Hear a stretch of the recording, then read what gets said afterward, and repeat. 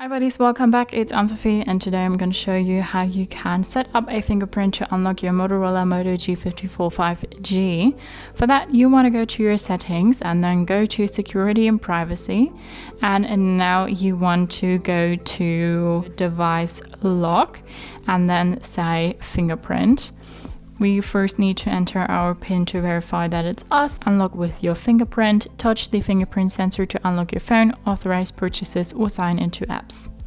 So we say set up, find the sensor, it's on our on and off button here. So we press the sensor and lift our finger every time. Fingerprint added. You're ready to use your fingerprint to unlock, log in and make payments.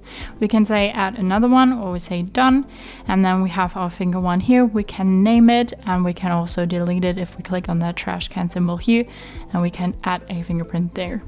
So when we go ahead, lock our phone and then put our fingerprint here, we're back in our phone within seconds. So that's how you can set up a fingerprint to unlock your Motorola Moto G54 5G. Hope you liked it, hope it helped. If so, thumbs up, share and subscribe, and I hope to see you next time. Bye.